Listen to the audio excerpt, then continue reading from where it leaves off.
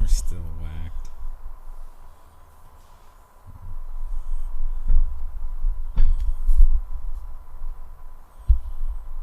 You serious?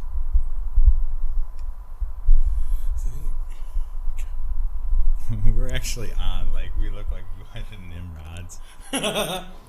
We're running live YouTube. We are. Right now? Yeah. Mm-hmm. We sure are. Check. 1, 2.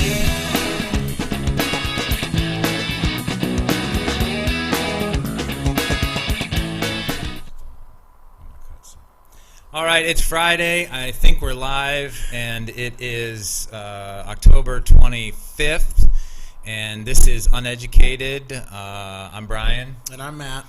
And the reason we're called uneducated is not because we're not learners and we don't like to learn, but we think sometimes education can be overrated. We watch these kind of talk shows, and in order to get on a talk show like this, you have to have some kind of degree, don't you? Like a serious I don't degree. think so. You have to have done something amazing, though, haven't you? No. You have to have some kind of miracle happen in your life? Not with YouTube. No? No, but Anybody can do it. anybody can do it. Right. I mean, we're the perfect example Yeah, definitely. that anyone can do it. I'm trying to get this radio look out of our new setup here, Mm-hmm. and I'm failing miserably. Well, it is radio look, though, right? Oh no, we are growing more professional by leaps and bounds, by seconds. But we're gonna need somebody to kind of give us interior decorating tips on where our microphone goes. Uh-huh. Because Joe Rogan's looks really professional. Yeah. I feel like this thing is right in my face. How's our levels look? You know what? I don't know a lot about our levels. And we have no way. So we're so consumed with what we're doing in our new setup, in our new studio. We can't Can even we say talk. new studio? Yeah. No, we can't even talk. And we have no idea if anyone's watching us in Radioland. Right. So you're going to have to check that out. And I'm going to get some kind of stylus because That's really hard to work. I can't touch anything. We're all gonna look back at this and laugh and laugh. I don't know if we're going to laugh. But, it's... You got to be kidding me. It does say we're live.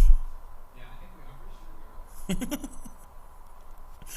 sure Brian will be back in a second. I'm going. Is anybody logged on Facebook yet? I'm trying to get myself to Facebook. This is how behind we are. Oh, you know what I was going to do? I have to get my computer. Well, our first debut is... No, our debut of our new studio is really awful. I'm wondering. See, I don't think I'm close enough to this Mr. Microphone. I gotta be right in there. This is Epic Fail? Epic Fail Week 1. Okay. We should call it. We're renaming our show Epic Fail. It is live now. Oh, hi, Mrs. Sullivan. How are you? You're seeing us on our maiden voyage, and we look ridiculous. Brandon Westover is watching now. Oh, well, that's good. It says we have 4 people. I'm obviously one of them. Are we on the side camera? No, we're on the front camera now. We just moved from the side to the front. Okay. So it should change there in about, 10 seconds. Okay. It's about a 10-second delay, something like that. So it is Friday, and now that we got our scruples together, just so you can see, we have some new equipment. We're doing some new things with our new video cameras. And so we have a PTZ optics camera. And the reason I'm doing that is because somewhere out there in cyber world, someone's going to hear that. They're going to link this video over to that, and we're probably going to get some serious free... This is what you're learning about promotion? We're going to get some free equipment, and with that free equipment, we'll use that and promote them, and so that's how it works. I think that we've gone too deep into the show to get anything to now? get anything out of it, yeah. Oh, nice. Unless you want to cut a 10-minute clip out for that. Well, we could try that. But I thought today maybe we would start with something light and kind of interesting because, you know, it is almost the celebration of the dead and all that kind of stuff coming up in here in about a week or so. Why it's not Reformation Day? People like to try to smash that whole Reformation Day thing in. which is fine. I mean, October 31st, 1517, Martin Luther did tack his 95 Thesis on the doors of the Church of Wittenberg. Right. So we could play that game, but most people like to celebrate with goblins, ghouls, spirits, and negative energy stuff. Yeah, negative energy, all that kind of stuff. But with that, if you noticed, already is the Christmas stuff coming out. Yeah. Shopping is going to happen. Black Friday will be here soon. So we'll be talking about all that stuff. You can get your latest deal breakers here. I went to go buy charcoal. Okay. I went to go buy charcoal at Walmart, and we're talking 3 weeks ago. Okay. Almost a month. All right. And where they do the barbecue stuff, Christmas stuff. All the lights are out, the blow-up toys, the whole thing. Wow. Yeah, at Walmart in Millfield. It's Christmas time in the outdoor department That's a month crazy. ago. That's nuts. Yeah, they didn't even. I don't know. Maybe the sale wasn't that great this year on the Halloween blow-up stuff.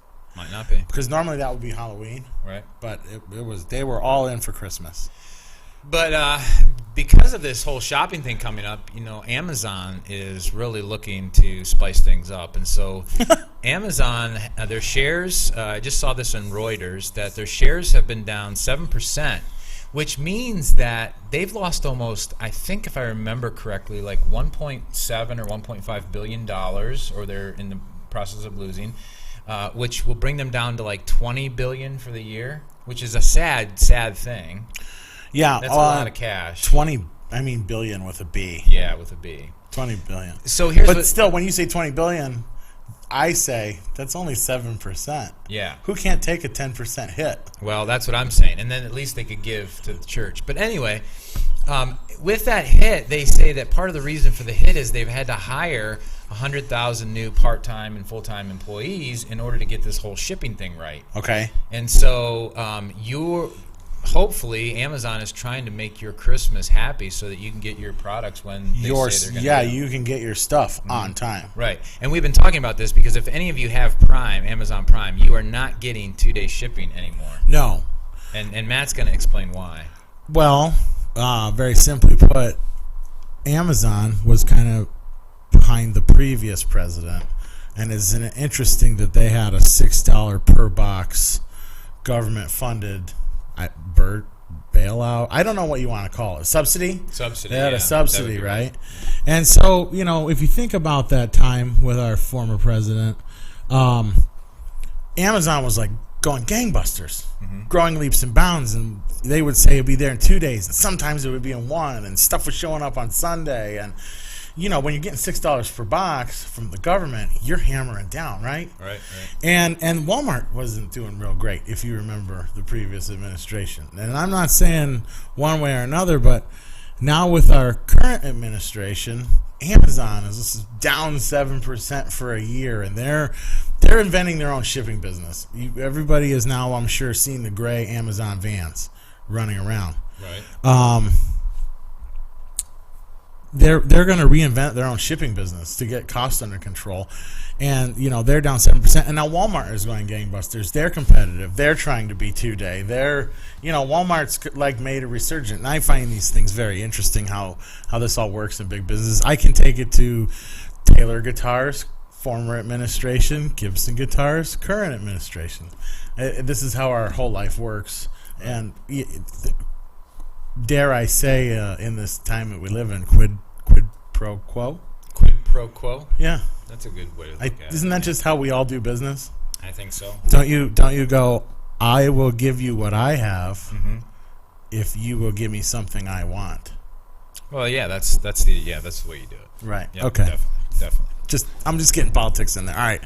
So, where were you going with this? Well, I just want people to know that their materialistic fulfillment is going to happen because Amazon is willing to take the 7% decrease. Are you trying to make this a backhanded spiritual topic? I like that. Well, I guess I'm being facetious a little bit. That Amazon is working really hard and even looks like willing to lose, maybe $1 billion, right, and only make $20 billion this year, so that we can, get our toys and stuff.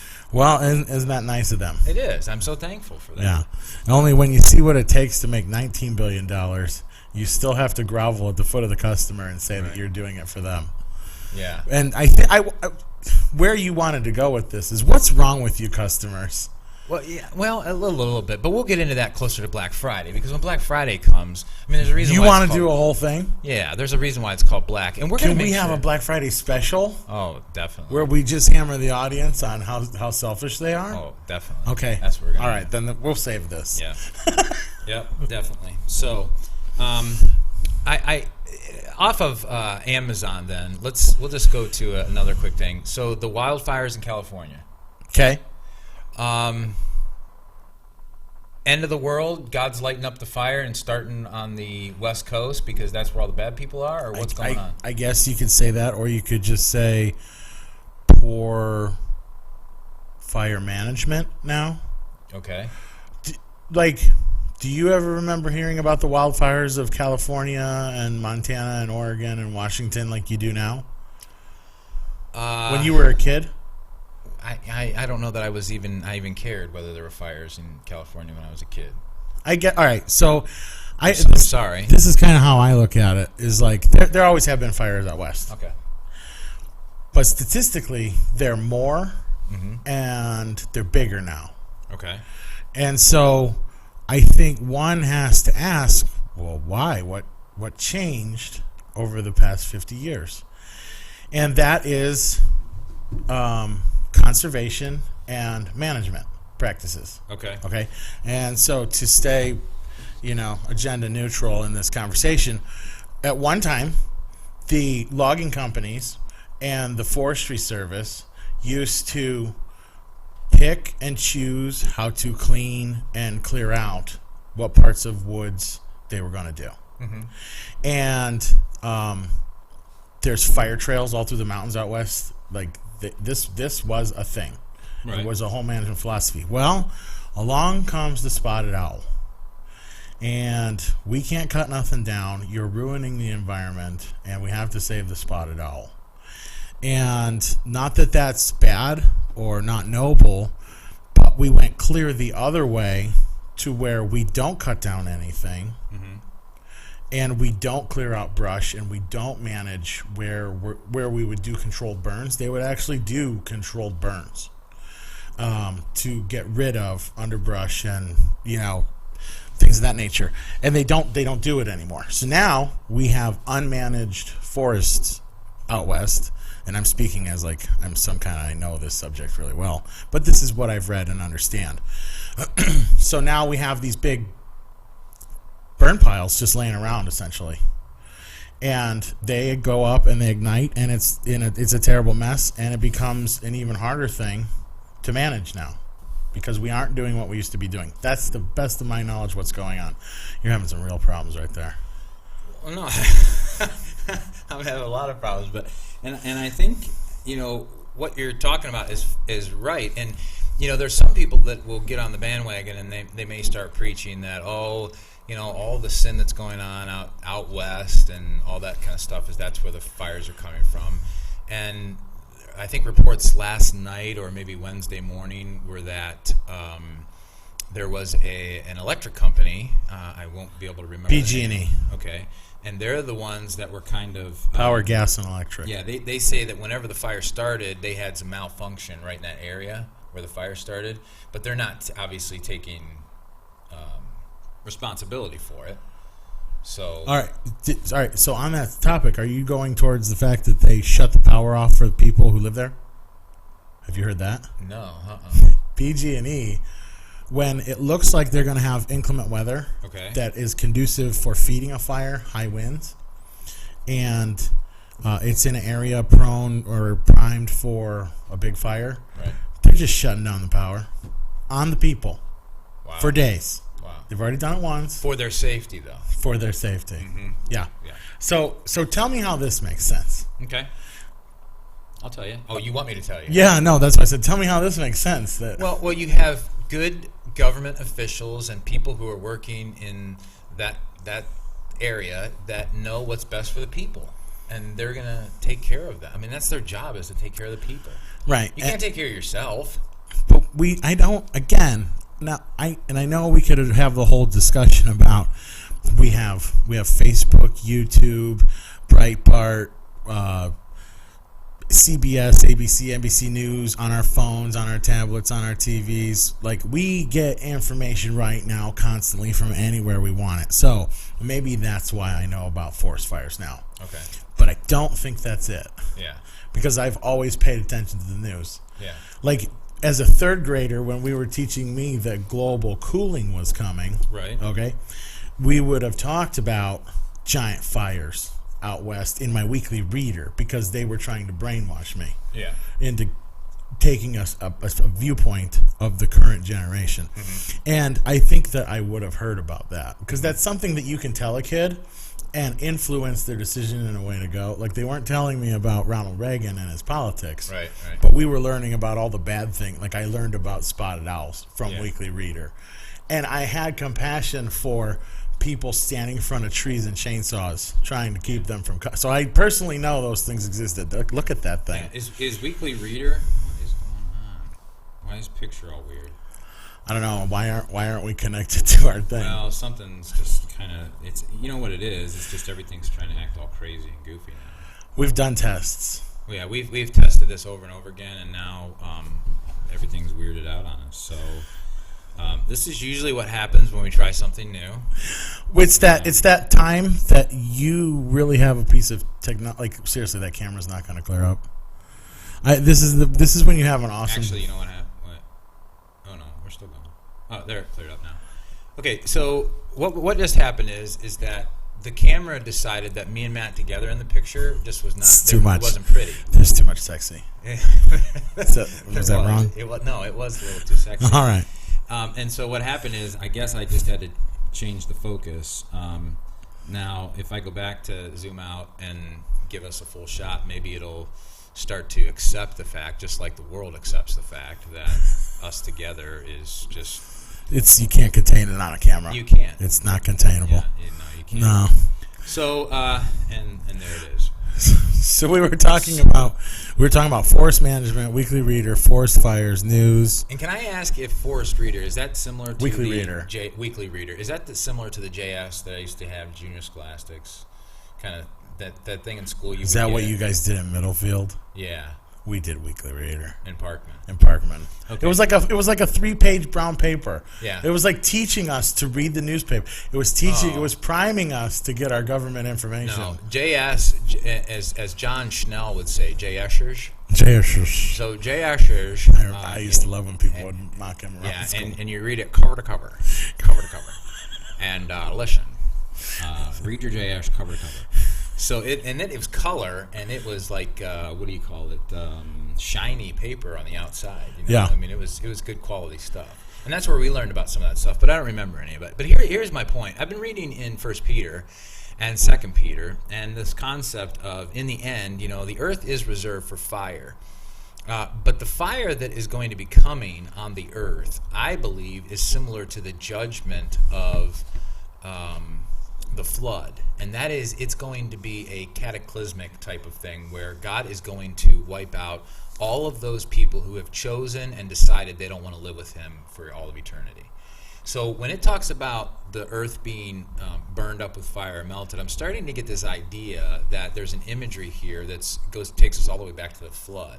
And God is going to come down and eventually wipe out or let everybody have their own isn't way. this gonna fade away? Like, is he gonna melt this down to nothing? Okay, so that's the Peter passage. So the section in there that talks about burning with intense heat, that actually means to melt. The idea of passing away could be invisible. But what's interesting is that when it says that the earth will be destroyed, the word for destroyed there also could be translated rediscovered. And so there are scholars and camps of people that are going, God's not necessarily going to destroy this earth and everything. He's actually going to restore it. Well, the Jehovah's Witnesses think that we're staying here.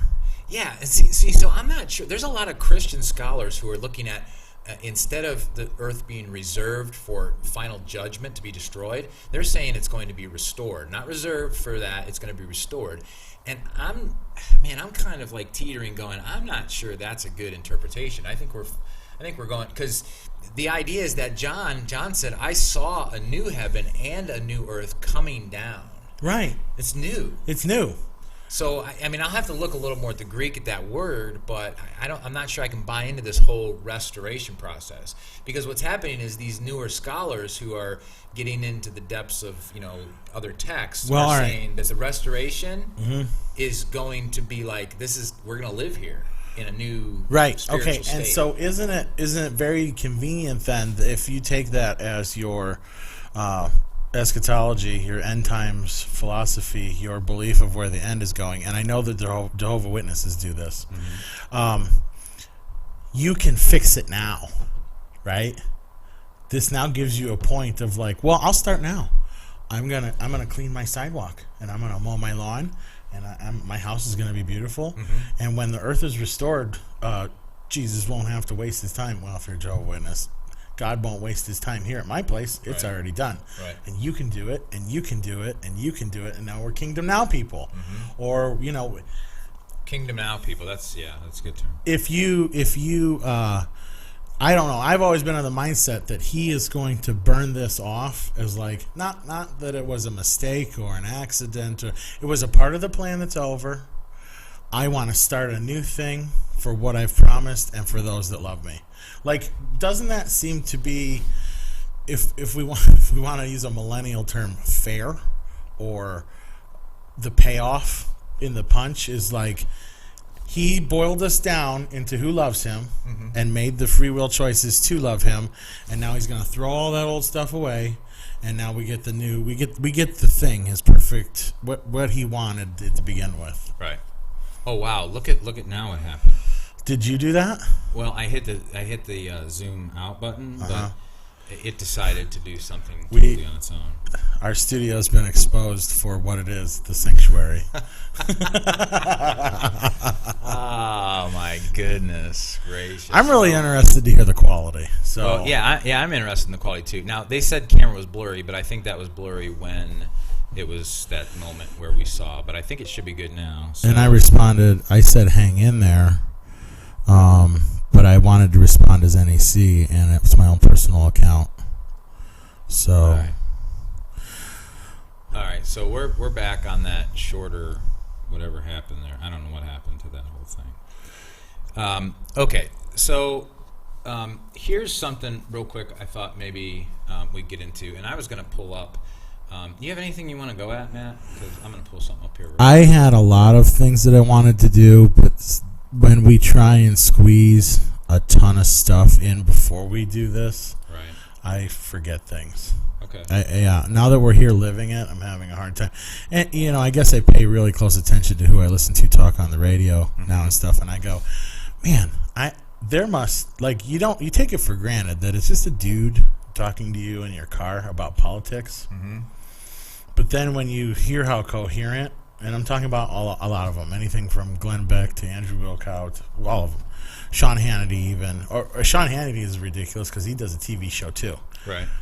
The amount of work and preparation that I'm sure they have people doing for them. Right. But then on top of that, they're doing stuff too. Yeah. It gets delegated once it gets so big, right? So I think these people are really workers. Yeah. And they really do strive to put on whatever. Because when you come and sit here like a couple of, we'll just wing it. We need a microphone and a camera. We're not winging it. Well, we're not winging it anymore. I mean, look at these microphones speak volumes. They do. Like, this is serious stuff. Literally volumes. Literally. But no, I now have an appreciation for the thought that they must put into it. Sure. And the amount of time that I guarantee they're putting into it to present every day. But then again, too, they're working 10, 12-hour days, and they're probably raking in close to $500,000 a year, right? Well, I would say at least a quarter. I would think. Well, I mean, and I think it depends on who you are. Right. I think like Hannity's and Rush Limbaugh's are juggernauts. Oh yeah. Like those guys are turning over some coin. Yeah, they're beating it down. Yeah, but then I think you got your Wile E. Coyote, your Breitbarts of the world, which I like to listen to. I think they really are like the FM pirate ship in the middle of the ocean. Right. Like they don't care about money, man. We just want to get the message out. Right. So I think you got both ends. Not that they're not making money. Right. But I think you got those both ends of the scale. Right. Were you just checking to see how we sound? Well, it just keeps wanting to go all blurry weird, man. Well, don't do that shot anymore then. that's the only shot I have on there. Don't worry, absolutely nobody's logged into us on YouTube. And what on Facebook we're good. You know what Brandon said on Facebook? Brandon commented. He said, "This is so Joe Rogan." I saw that. Oh, that's funny. No, I love it. Because Joe Rogan isn't even close to as good as the caliber that we do right now. I don't know. I like Joe Rogan an awful lot. Yeah, I do too. But he gets some wacky guys. Here's a thought. I was scrolling somewhere online, and I got this ad for boots, and I thought, well, Brian wears boots, maybe it'd be a Christmas gift, and I wear boots, and it's called Thursday Boots, I think. Okay. All right. So I thought, wow, new company, and it said handcrafted, and now here it says under $150, but it said handcrafted at very reasonable price. Okay. So then I get on there and I'm looking, and it says, like most of the pairs of boots I see are like 150, 149, bucks or whatever. Right. And so I'm looking at this going, okay, like a reasonable pair of boots for me is like $50. Right. Maybe 70. Not 150. Right. No, I don't think that people realize the goalpost is moving on everything. It has to be, because you can't use the word reasonable and have a boot for $150. No, but this is, well, I guess you're now just paying American prices for stuff. This is what the tariff has done, and I'm not necessarily against it. Here's the problem. We've been robbed through inflation, and inflation and being a hidden tax. What I did want to talk about while you had that news thing up there really quick, though, did you see the 7-year-old boy with the chemical castration? Yeah, I was going to pull that up. It's a Texas court has ruled that a father must allow the chemical castration of his 7-year-old son, Jeffrey Younger, has been embroiled in a legal battle to stop ex-wife Dr. Ann Jorgelis, I would say that's how you say that, from helping their son James undergo a gender transition. Right. At 7 years old. This is crazy. My 7-year-old doesn't know what they want for dinner. No. And I'm to believe they know what sex they want to be. Exactly. Let alone change theirs. This is ludicrous. It's crazy. So the reason I wanted to bring this up, and I would love to talk about $150 boots, but I don't think that we have the time. You really opened up a can of why we're all dying, and why your nephew wants to be a communist. But you're welcome, Garrett. Yeah. And Garrett, we will bring you on one day. We will have you on. Isn't it interesting? Like, somebody was calling into the Breitbart show this morning and made the phone call point of, like, how come we can't have 7-year-old girls in a beauty pageant? We can't put them in a dress and put them in a beauty pageant. That's sexist, that's demeaning, and that's awful. But we can take a 7-year-old boy and put him in a dress and tell him to go be a girl. Oh yeah, I hear what you're saying. I mean, I'm agreeing with you 100%. Like our world is really unglued on so many levels. Can I just say that the New Testament writers wrote about this? That at the end of days, this kind of stuff would happen. They would call good evil and evil good, and all this stuff. Right, and I'm fine with all that. But don't you think we've always done that? We just now. I think it has to do with the volume for me. Yeah. Like the amount of it that this makes possible. Yeah, and I hear what you're saying. I think we've always done that. I'm just wondering if is it possible that there is a remnant of God's people that are kind of left, that it's almost like, okay, this is it. The whole world has gone nuts now. There is a small remnant left of people who go, I have some sanity left. There is a God, and he does have a moral standard. Yeah. Doesn't mean I'm perfect. Right. Doesn't mean I'm better than anybody else, but there is a God and he has a moral standard. There's that small remnant left, and God is like, okay, it's about time to start a fire. Yeah, like how bad were the days of Noah? Because this is really getting weird. Right. Yeah, I agree 100%. And the thing I love about the Old Testament is I read through the Old Testament, and every time God responds this way, he talks to his people and he says, listen, you're heading for judgment. Right. But then he constantly comes back, and this is Ezekiel. I've been reading in Ezekiel, and he constantly comes back and says, but if you who have turned away from me, if you turn back to me and you repent and you do what's right, you got one more shot. I'll save you. You got one more shot. And then he says in Ezekiel chapter 18, let me just find it here real quick. I just want to read this because This is so amazing and beautiful. He says in Ezekiel 18:21 through 23, if the wicked man turns from all his sins, which he has committed, and observes all my statutes, and practices justice and righteousness, he shall surely live, he shall not die. All his transgressions which he has committed will not be remembered against him. Because of his righteousness which he has practiced, he will live. Listen to verse 23. Do I, this is God speaking, do I have any pleasure in the death of the wicked, declares the Lord God, rather than that he should turn from his ways and live? I don't think people understand this. God is not standing up there going, I want to judge you. I want to bring fire on you. I want to destroy you. He's saying, I want you to turn from your junk life that doesn't satisfy and get yourself to life, which is me. Right. That's crazy. No, and it goes back to we're making the choice, right? Right. He's not forcing. Mm-hmm. He's just being just. Yeah. Which he's perfect justice. Right. And was it when Manley was here, we were talking about, like, remember on his closing day of Saturday, and he said, I really don't know, how did he say it? I don't know that God actually punishes anybody. These are the things that happen to you when you reject him. Right. And, yet the world and man, they feel like, how is it they feel so oppressed by God that they won't accept him? How is it that they feel so slighted and put down, and he doesn't even do those things, let alone call, like, the only thing that I was thinking about and all that was Sodom and Gomorrah. Like, where did that come from if he did do that?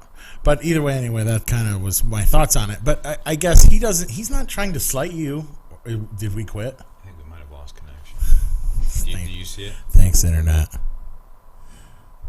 And our upload speed is 12 today. It's terrible. That's still awful. But we're only running 50% of our upload speed today, so it should be fine.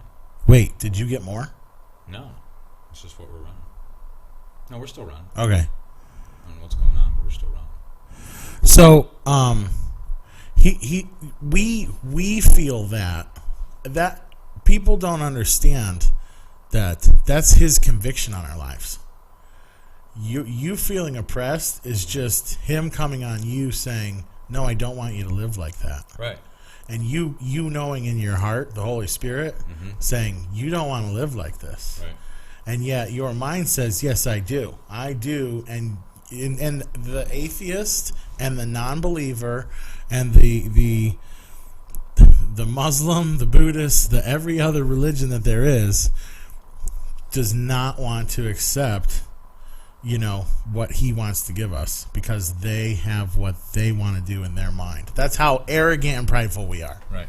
No, I agree 100%. We have Rachel and Brandon joined. I don't know if they're still there. So if anybody's still out there, just give us a second. We were blurry there for a little bit, and I don't think we've been blurry for a while now. So we're just trying to work out some of the kinks. We do have not a new comment. Matt, you just logged in, right, to Facebook? I did right now, yeah. Yeah. So, some of these things that we've been talking about, whether it's, God's judgment and how much he really cares and doesn't want to bring judgment, but eventually it's going to come, or anything that we've talked about today, if you just want to grab a comment or throw a comment on there, we'd appreciate it, just for a few reasons, because this way we can see if everybody's still hanging on with us and if quality is fairly good in this thing today, this broadcast today. But then the other thing is this: if you like this show even a little bit, even the first 3 minutes, go to our YouTube channel and subscribe, and then share it with as many people as you can, right, and have them subscribe. Right. We are not going to be, shameless, right? We're just throwing it out there. No, we want people to subscribe. Yeah. We are in search of numbers. This is one part of the church that I won't be abashed about wanting numbers. Right. Right. And actually, we like numbers in the church itself too. No, not just. I don't. Oh, you don't. I don't want it to be our focus. Right. Well, I'm in the sense that we want people coming to Christ, right? Well, I want people that want to be here. Right. Yeah. I'm not just. I guess for me, like I have anything to do with what goes on here. I don't care how many people. Like if you come, you want to be here. Right. And I want you to come because you're seeking God, not seeking what's going on the stage, who's speaking, because we have donuts on the thing. That's not why you come here. Right. Because I think that we've said this a million times. This is why we do these things, is to get butts in the seats. Mm-hmm. But that's not what we're here for. No, not at all. We're here we're here to serve people that want to serve God. Yeah, definitely. So 100%. that I don't care about numbers. Okay. What I care about numbers is if you people out there subscribe. Right. Yeah, you got to. Now we want Now we want subscribers because let's face it, we want to turn this into some sweet moolah. No, I'm teasing. Yeah. I'm teasing. And we want to get, like we talked about, I think last week maybe, that we really like to get some weird non-Christian commercials that come across. Yeah, like Halloween commercials. Yeah, and they like interrupt. some death cult commercials. So when you're watching it later, you can be interrupted by those weird commercials. Right. You're just trying to show your kid Barbie, the cartoon, and on comes like Jason with a chainsaw and a Freddy mask, digging his claws into a small child in a clown suit underneath a drain. Like that's what you want to see when you're just trying to watch Barbie with your kid. Yeah, that's true. Yeah. I haven't talked this over with Matt, but I'll just throw this out too. One of the things that I thought we would do in order to at least, I guess, give some kind of reasoning why we bought these mics and have done some of this. Are trying to look more professional. Yeah, is I thought, and this is based on some of our listeners too, but if there are questions, and I'm just going to start like at the beginning, like just simple theology, like 2 Minute Tuesday, call it, or something like that, where I just sit down here and for 2 minutes I grab a thought, just one biblical thought, and I expand on it so that people who normally don't understand the scriptures or don't normally get like an idea, like for instance, like let's just say Trinity. Most people go, well, I don't understand how God's 3 in 1. Well, neither do I exactly. But I would just take 2 minutes and kind of describe that and show kind of the weird stuff out there that's floating around that you don't even need to be thinking about, that doesn't make sense scripturally. Right.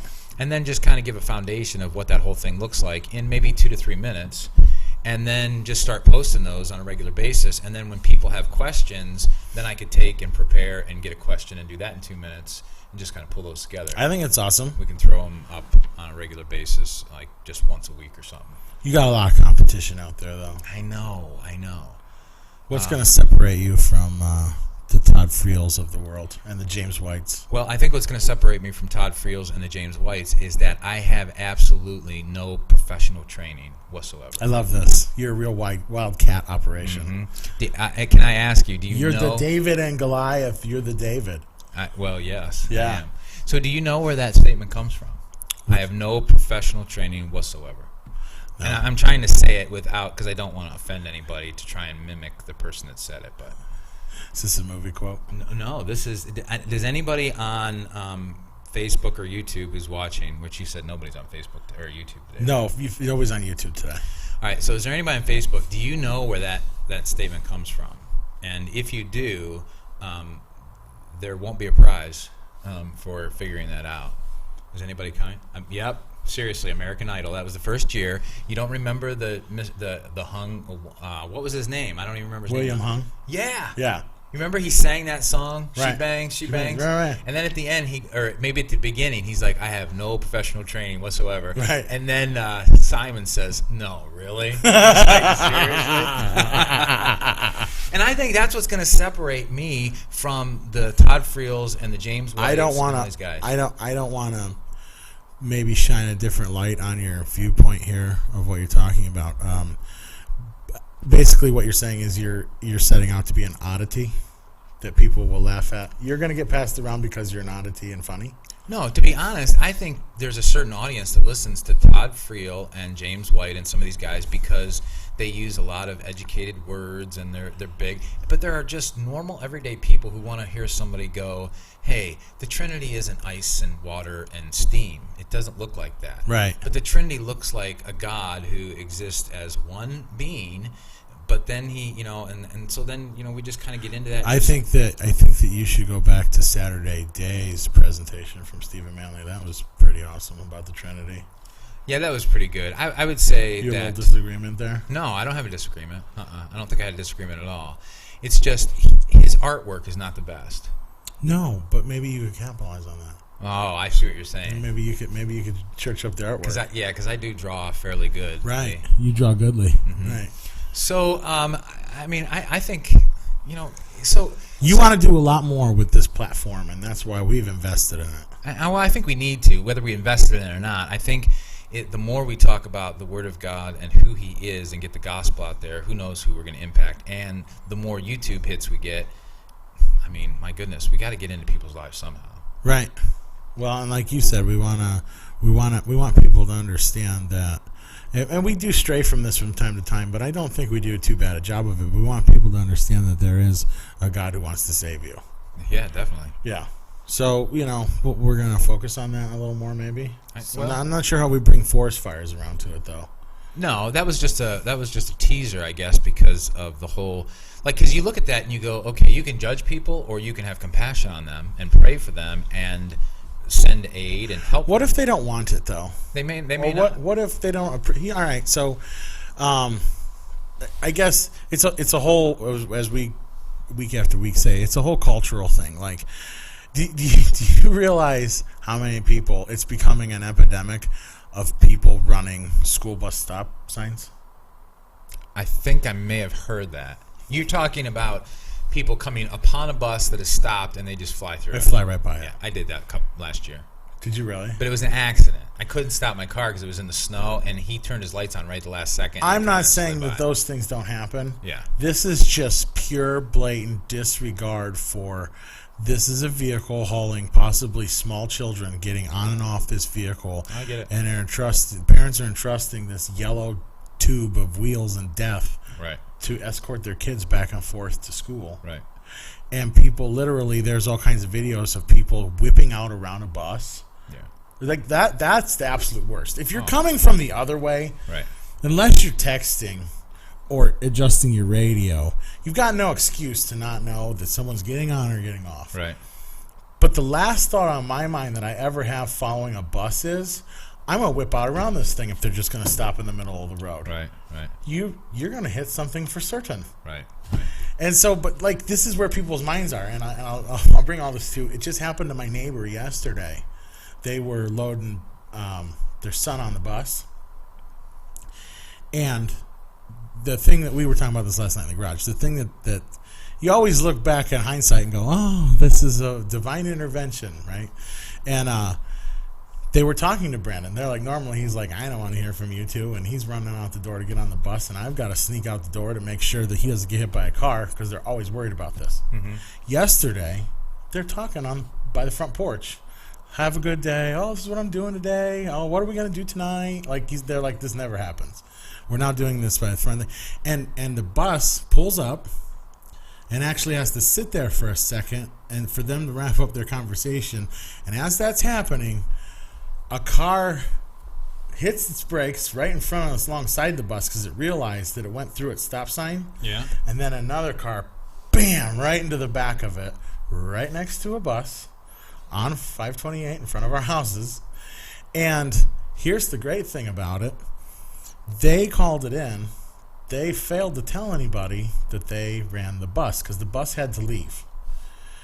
Took a long time for anybody from public services to get there. Wow. Like 40 minutes. And my neighbor was like, hey, I want to talk to you when you're done over there. Mm-hmm. And they're like, they could have ran over my kid. They were 10 seconds from running over my kid. And the officer had no idea. These two individuals in this wreck did not share with the officer that they had ran a bus stop sign. And so now the officer's like, oh, here we go. Wow. Yeah, and it just became a whole new scenario over there. But, that's that story. I'm inside watching that happen from my front window, wondering why in the world this is a big hubbub outside. And I'm like, they'll tell me about it later. Watching a news story from Fox 8 in Canton, policemen ride on buses to catch people who run the stop signs on the buses. Wow. Or they will follow the bus They're following the bus to write people tickets right now. And I know that it just went up, the fine for if you do this. It's like a big deal. And it should be a big deal. It should be a big deal. But I guess I'm going to drag this all the way back to forest fires and whatever. Why did this used to work? Why is this now becoming a problem? Yeah. Right? We've become self-absorbed. I'm going to go all the way back to Christmas at Walmart at the beginning of October. We are so self-absorbed with our materialism and what I need and where I got to go and what I got to do that we're not even looking out for the smallest of us getting on a bus to go get educated. Right? Mm-hmm. We're doing what we got to do. Right. And why not? We're allowed to kill them in the womb if we want to. Like we are devolving. We are becoming non-human. We are becoming animals.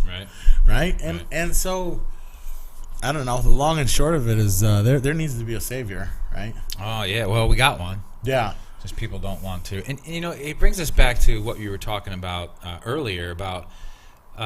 What is the problem? Why do people see God as such a oppressive being? And I think one of the reasons is because we have lived in a society. Well, no, it's not even society. It's the flesh, and the flesh says, "I want to be able to eat a whole box of donuts tonight when I go home, and with a glass of milk or 2 big glasses of milk." And I want to sit in front of the TV and I just want to relax. And I don't care. And God says, but that's not good for you. That's gluttony. Right. And you say, forget you, God. I want to do what I want to do. Right. Or, you know what? My wife hasn't been, affectionate to me. So when she goes to bed tonight, I'm going to throw up the computer and I'm just going to, check out and chat and look at some things and stuff. And God says, that's not good for you. And it's not good for your family. And you say, I don't care because my flesh wants this. Right. And so that's why they see him as oppressive, because he's trying to get them to see that nothing in this world satisfies but him. What is it? Just because there's it's just, to me, it's not just a volume of people, and it's not the information speed. Okay, I feel like no one wants to be good. There just isn't a desire to even be decent. Like, do you think that there's a spark? I think there's a spark in us to be like, we're sinful and we're gonna screw up and we're gonna do wrong, but there is a spark or an acknowledgement or an understanding that it just seems like the desire to be good is gone. Oh, well. To pay attention. Yeah. To do right. And here's the thing I think we don't understand. Biblically, we're really born with no desire to do good. And unless people commit, and maybe we would disagree on this, I'm not sure, but when we're born with that Adamic nature that says, hey, I want what I want, that depravity. Right. Then So then we get old enough and we start going, hey, that feels good to not listen to that person, and that feels good to get my own way here, and that feels good for my flesh. Now the only way out of that is a Savior, and that the only Savior is Jesus Christ. So why were the churches more full 50 years ago? Why? I think because it was a social norm that people gathered around. I don't know that I interviewed a pastor once talking about. I was doing my thesis in Bible college because I had to write a thesis in order to graduate. And so I was doing it on the discipleship, the evangelism and discipleship of Generation X, and how the church has equipped or reached out to or discipled Generation X. And I was talking to a pastor, and I said, why did the people back in the day seem to be so crazy about church and into church and involved in that? And he looked at me before I even got the next sentence out, and he said, I don't think they were. He said, I think it was based around social norms and context. And he said, I don't think those people were any more spiritual. I don't think those people as a whole cared any more about discipleship than we do today. He said it just looked bigger and different because people gathered there for things. Yeah, but I mean, all right. Well, you're allowed to make that argument, and I don't disagree with it. I think because it explains why we are where we are today, right? I mean, it's the only logical explanation because you go 3 generations before something is devolved, Right. Before your kid is the one that's eating pizza, wants to play video games, and running on their trust fund until they get in a car accident because they're alcoholics. Right. It's 3 generations. Right. So we're the third. Where are we? Would you say we're the third generation from the last big church revival movement? Does that sound reasonable? I would say. Yeah. Okay. So we're the alcoholic, sit in the basement, play video games. We want our trust fund money now, people. And so it makes sense that we're devolved. But to me, how just the principle of, I mean, those people 50 years ago had to want to be good. Like, what kept them going they at least had a respect to do what we've always done. Mm-hmm. I don't know why we're doing it, but this is what we've always done, and we're going to go. And I think part of that's the image. I think there is, like, I'm not of persuasion that we're totally depraved, that we can't do anything good. Because I would even say an atheist does good things, or can do good things, or desire good things. Sure. I think the difference is that, like you said, back then there were people that wanted to do good, but there were enough people that said, hey, this is a good thing. And so you had people jumping on the bandwagon, and you had families that saw this moral framework as the way it should be, and so they pushed that and propagated that. However, like, for instance, my mom and dad, they were good parents. Yeah. But they didn't raise me in a Christian home. Right. And so my brother and my sisters, we have all struggled with that whole faith issue. Right. And so if you've got good parents who don't raise you in a Christian home, you're going to have kids who aren't going to see that lived out, and then it's going to change that generation to a degree. I was just going to say, I don't know that anybody, like, I'm looking at April and I as parents, and looking at Brian being in college, and Nathan being a freshman in high school, and in 4 years he'll be going to college. It takes so much work, and I don't know if parents have always felt this way, but it takes so much work. Prayer, guidance, time spent with them to get those kids outside of the mediocrity of what the world is giving them right now, right, and get them to a place where they can see, hey, there's greater things in your life, there's greater purpose. Because I'm telling you what, man, they hear 20 hours a day all this other junk, and they maybe hear April and I an hour a day, and the other 2 hours they're sleeping, because kids don't sleep anymore, they stay up all night. Right. But I'm telling you, it is a lot of work just to get, like, society's not helping me at all. No. I really don't believe that. No, and all right, so if it's not, then it must be that America, once believing in true capitalism and true freedom and having a constitution with very small restraints of what we can do in amongst the states, like,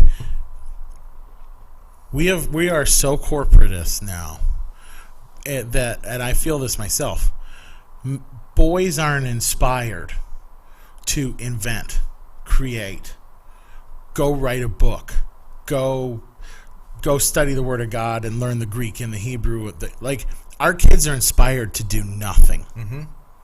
Like, at least when I grew up, on the tail end of me growing up, I wanted to build things, and I wanted to make things, and I wanted to help people with stuff, and I think there used to be a drive, and if we're not willing to say that there's inherent good, then we kind of get rid of this then, because I'm trying to explain why this used to work really well, and it obviously was that our government was more free and worked better, and